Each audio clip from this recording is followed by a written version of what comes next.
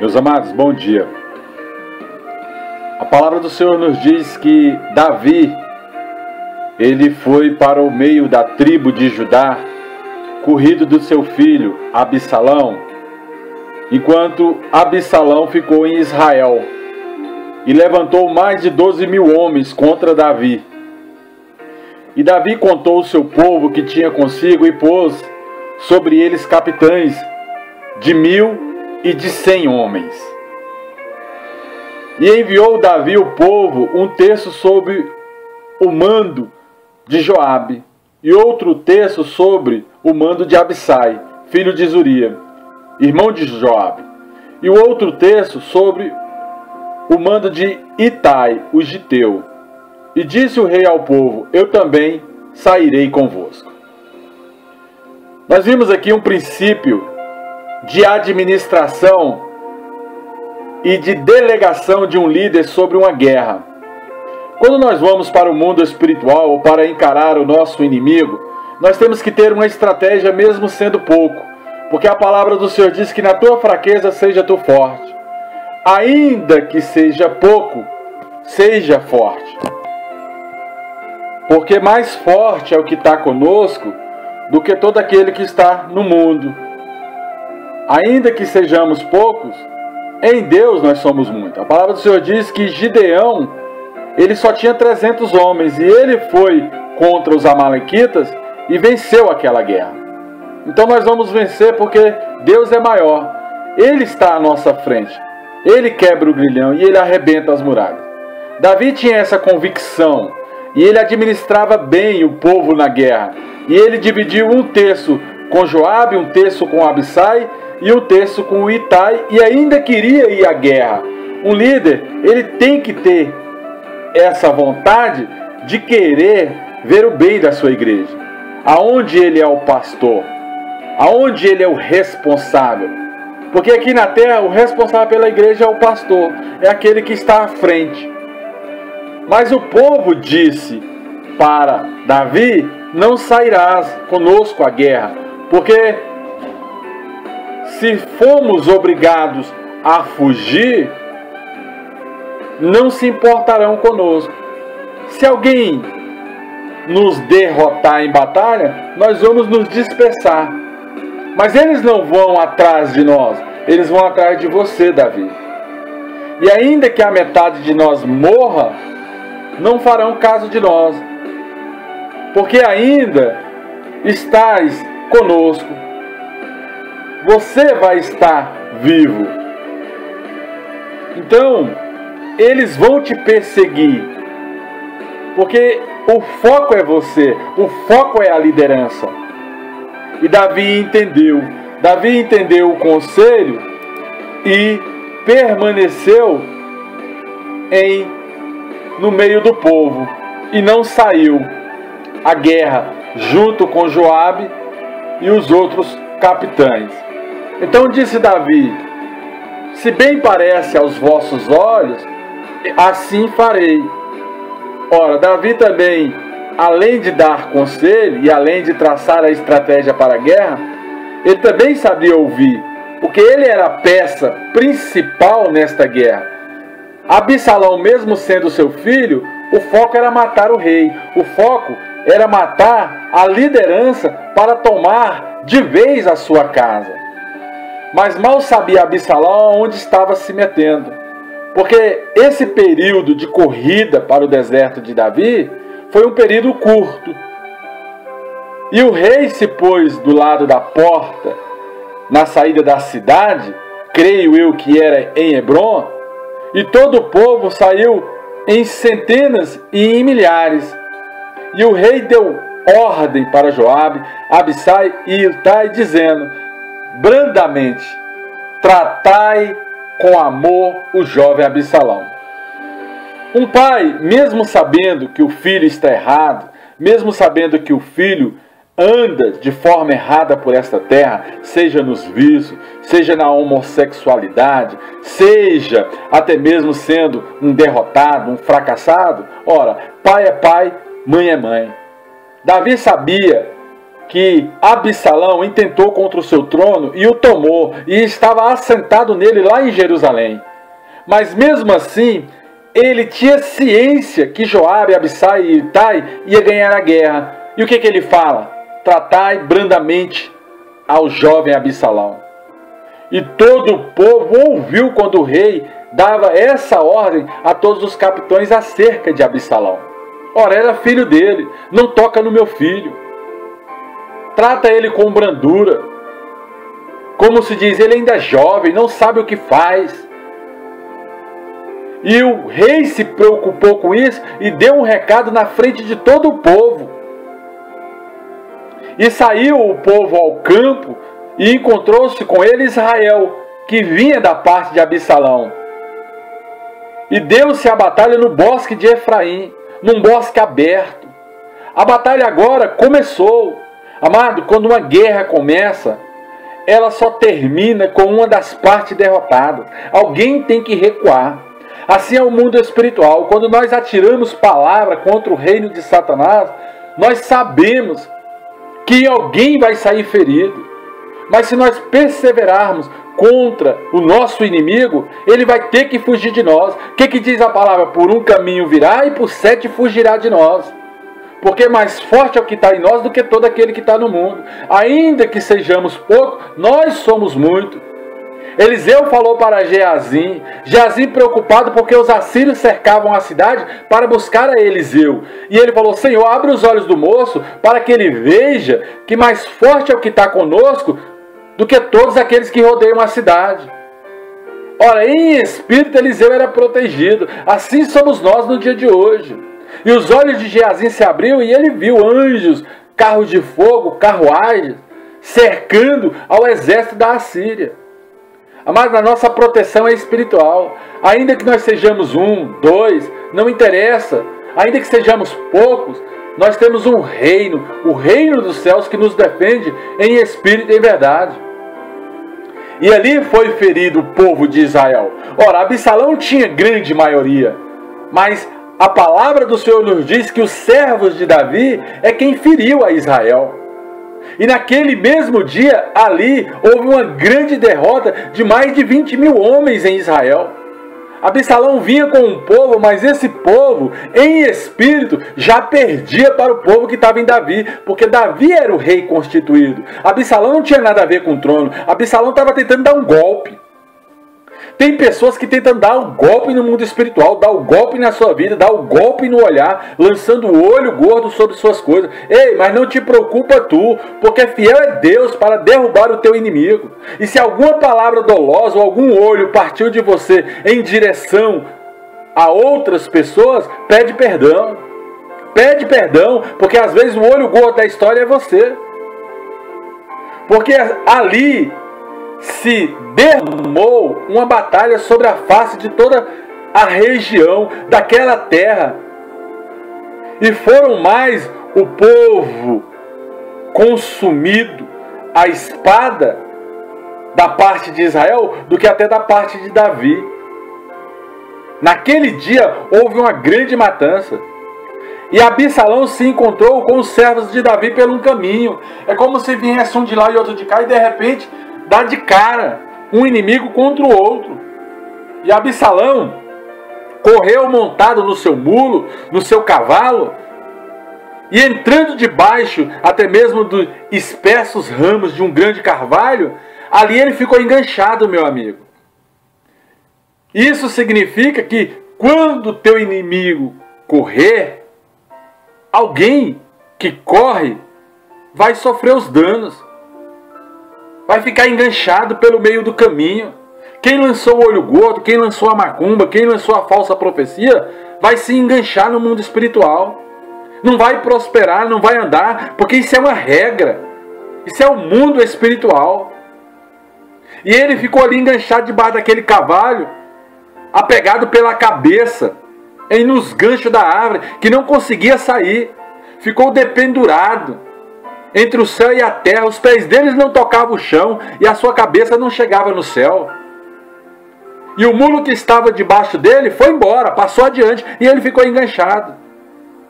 E veio um homem e olhou toda aquela situação do exército de Joabe, correu e foi falar para Joabe. Por que ele fez isso? Porque o rei tinha dado ordem para não tocar. E diz: eis que vi Absalão pendurado em um carvalho. Se existe uma ordem do rei, eu não tenho que tocar.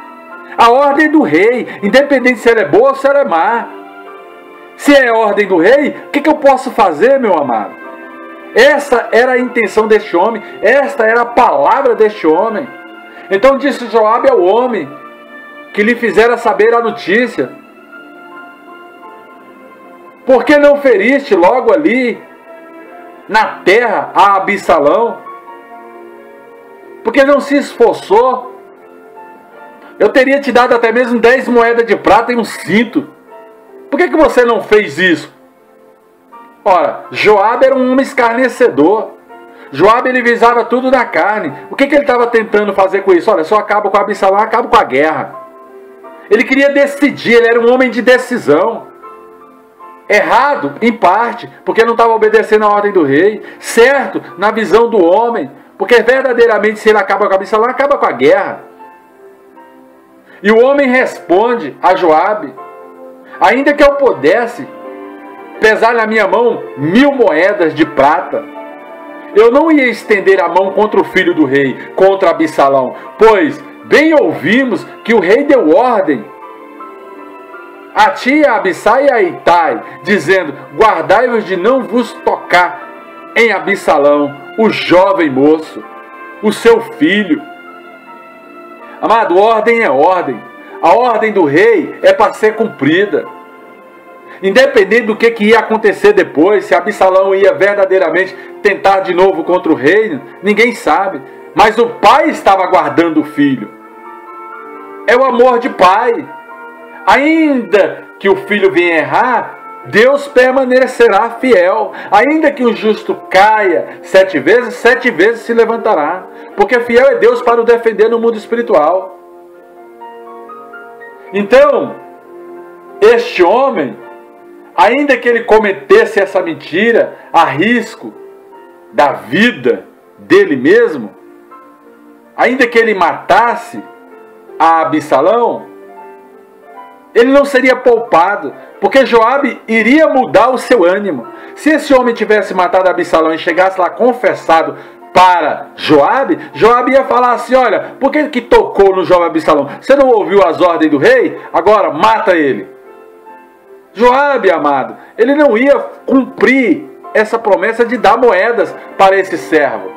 Joabe, ele é de duplo ânimo, ele vai de acordo com a situação.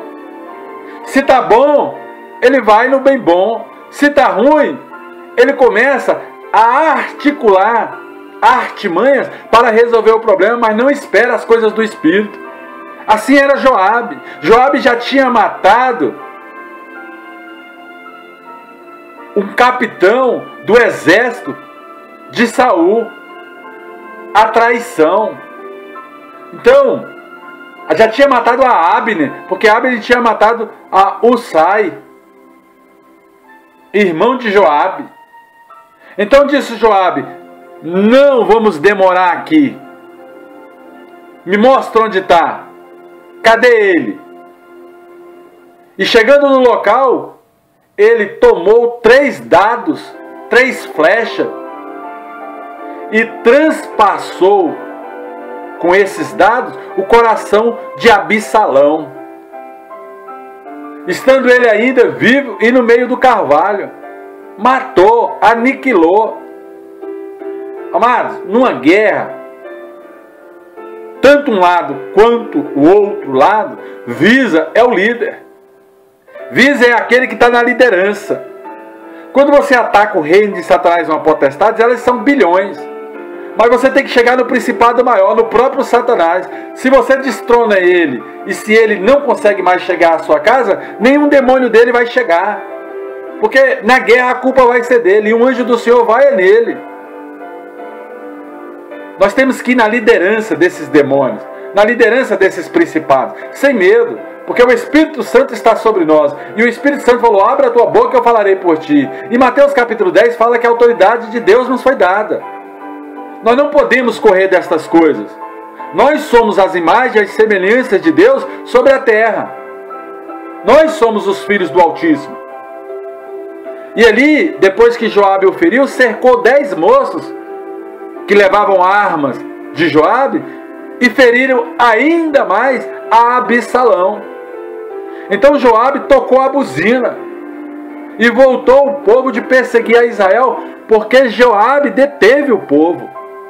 Quando se toca a buzina de uma guerra, é porque o inimigo foi aniquilado. Amados, amanhã, quando esta palavra estiver indo a vocês, ou hoje mesmo, nós vamos tocar uma buzina. E a buzina vai ser que acabou a casa de Labão, que acabou o Lodebar nas nossas vidas. Lugares de aflição, de opressão, de depressão, lugar de bancarrota, de falta, acabou, amados. Acabou pelo poder do nome de Jesus. Todo crente que é reto, íntegro, temente ao Senhor, desviando do mal, na presença do Deus Altíssimo, eu digo como profeta da casa do Senhor, nem Satanás, o maior dos príncipes dos demônios, poderá mais chegar à tua casa. Acabou Lodebar. Esse é um princípio espiritual que chegou para a igreja como um todo. Acabou Lodebar. Acabou, pelo poder do nome de Jesus Cristo de Nazaré, a casa de Labão, viver na casa de Labão. Agora nós temos que atravessar o val do Jaboque. Nós temos que atravessar para a casa do Pai. Atravessar para a terra que Deus nos deu. Acabou isso no meio dos crentes. Eu falo que acabou no geral, pelo poder do nome de Jesus, porque fiel é Deus para confirmar as palavras que é lançada hoje em terra. Eu ligo na terra para que seja ligado no reino. Acabou. A igreja de Deus vai conhecer os benefícios do próprio Deus, e o ímpio vai pagar por isso, e tudo aquilo que está na mão do ímpio vai ser canalizado para a mão do Filho do Todo-Poderoso. Acabou Lodebar. Remanto, recala, aida, acomanda. A buzina vai ser tocada. Nós vencemos essa guerra espiritual contra o reino de Satanás.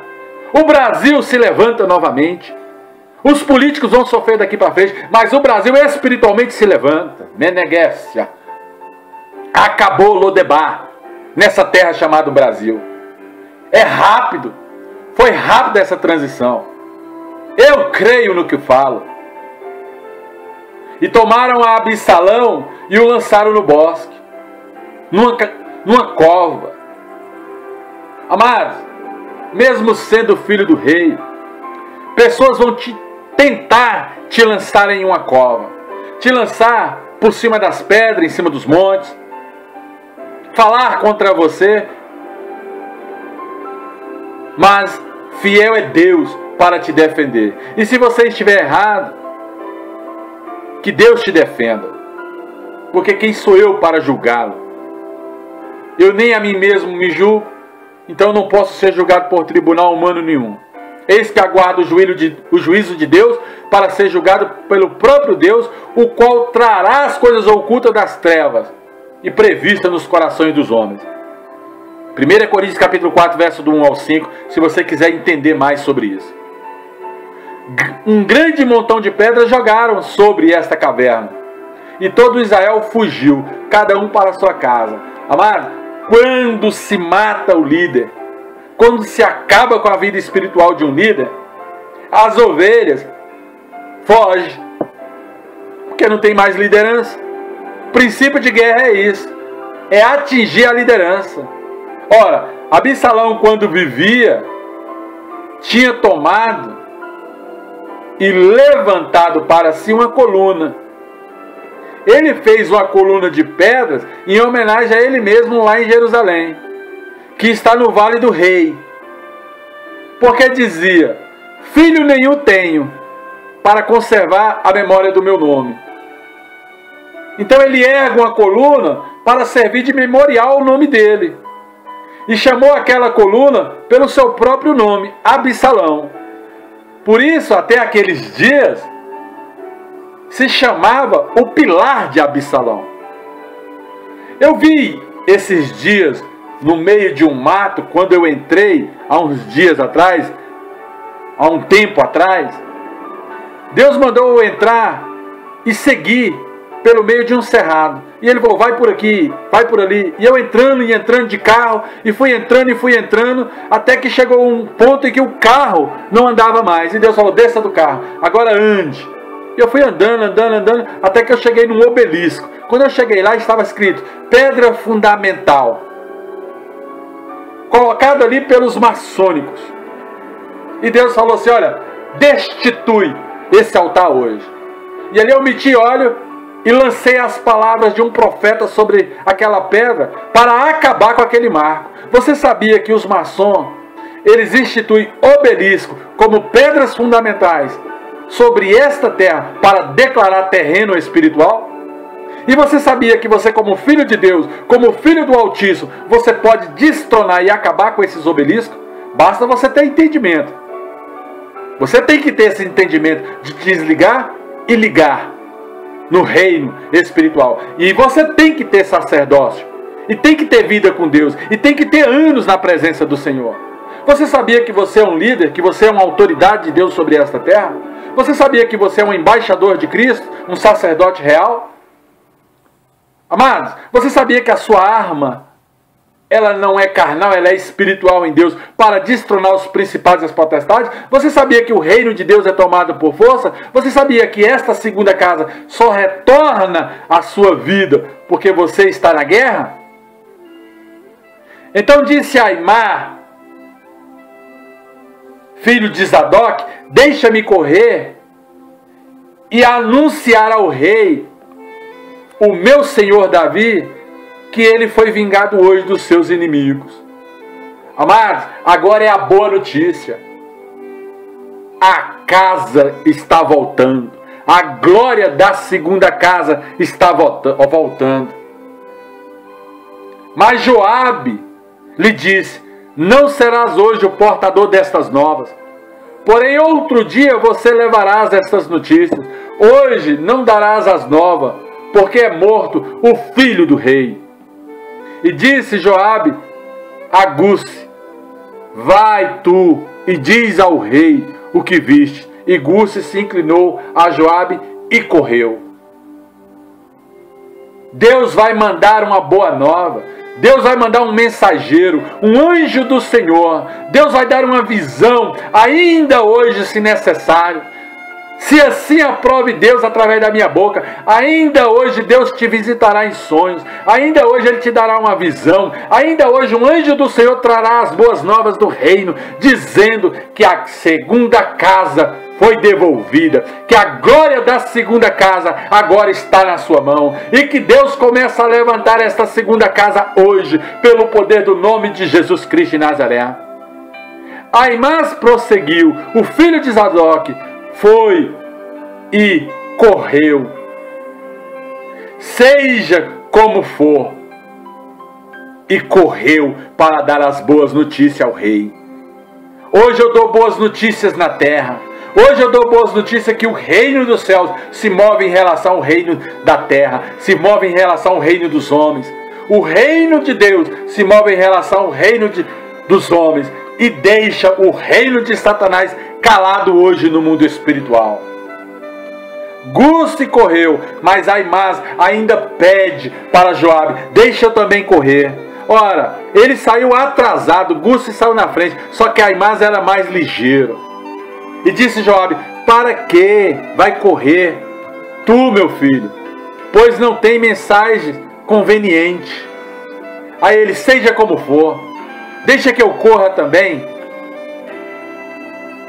E Joabe lhe disse, então disse, corre. E Aimás correu, saiu atrasado. O que isso significa? Que às vezes você está saindo atrasado, tem pastores que já saíram na frente, tem homens de Deus que já têm obras implantadas. Ei, mas ele saiu num tempo que não era de Deus. Você está no tempo certo. Deus está levantando teu ministério no tempo certo. Deus está te levando a um novo patamar espiritual no tempo certo. Deus vai instituir essa obra no tempo certo. Deus vai colocar o teu ministério na terra no tempo certo. Deus vai te levantar obreiro, diácono, pastor no tempo certo. Ei, Deus é fiel, há tempo para tudo. Aimás saiu atrasado, Guse saiu na frente, mas Aimás correu pelas planilhas, por cima dos montes. Quantos foram os homens que ficaram mais de 20 anos por cima dos montes, orando para que Deus revelasse uma igreja, uma obra, para que ele fizesse uma boa obra nos caminhos do Senhor. Amados, assim foi comigo, 20 anos, mais de 15 subi no monte, quase todo dia, esperando em Deus, para Deus operar. Ei, eu te falo, Deus operou. Calabatra, manda, recalavas. E Davi estava sentado entre as duas portas, e o sentinela subiu ao terraço da porta junto ao muro, e levantou os olhos. E esse sentinela, quando ele levanta os olhos, que ele olha, ele vê um homem correndo sozinho. E ele começa a observar que o reino dos céus hoje começa a observar que você correu, que você estava tentando dar as boas novas nesta terra, que você estava tentando dar as boas notícias do Evangelho, que você estava tentando pregar o Evangelho do Reino, que você estava tentando impor a mão sobre o enfermo, que você estava tentando declarar a cura, que você estava pregando o Evangelho da paz. Que o reino dos céus, que o Rei, nas suas portas hoje, incline o seu rosto em direção à terra e veja a obra que você fez, a obra que você se esforçou para fazer. E que do céu um anjo grite no mundo espiritual como gritou esse sentinela em terra. E disse ele ao rei: vem só, há novas da boca deste que vem correndo. Amados, que o reino dos céus olhe hoje para a terra e fale assim: a terra está ligando boas novas diante do rei. Faça conforme os mensageiros da terra estão declarando. E ele vinha, já chegando, vinha andando. Então viu o sentinela outro homem que corria. Amado, enquanto um estava andando primeiro, o segundo vinha correndo. E o sentinela gritou ao porteiro e disse: eis lá vem outro homem correndo só. Então disse o rei: também traz boas novas este. E disse mais o sentinela: o que vejo correr parece ser Aimás, filho de Zadok. Então disse o rei: este é homem do bem, ele virá com novas. Amados, quando nós chegarmos diante de Deus para apresentar nossas obras, quando Ele vê nossa correria sobre a terra para impor a obra do Senhor, que Deus, o Todo-Poderoso, nos honre pelas nossas visitas dos lares. Que Deus, o nosso Deus Todo-Poderoso, nos honre pelas nossas subidas nos montes. Que Deus, o nosso Deus, nos honre pelas nossas idas nos hospitais. Que Deus, o nosso Deus, nos honre pelas consagrações nos lares. Que Deus, o nosso Deus, veja a obra pela pregação da palavra de Deus. E que Ele veja que na terra tem boas novas, tem homem de Deus, tem homem de bem, tem mulher de Deus, tem mulher de bem. Que Deus hoje olhe você como pregador, como portador de boas novas. E gritou Aimás e diz: paz, e se inclinou. Chegou primeiro do que o outro, saiu por último, os últimos serão os primeiros.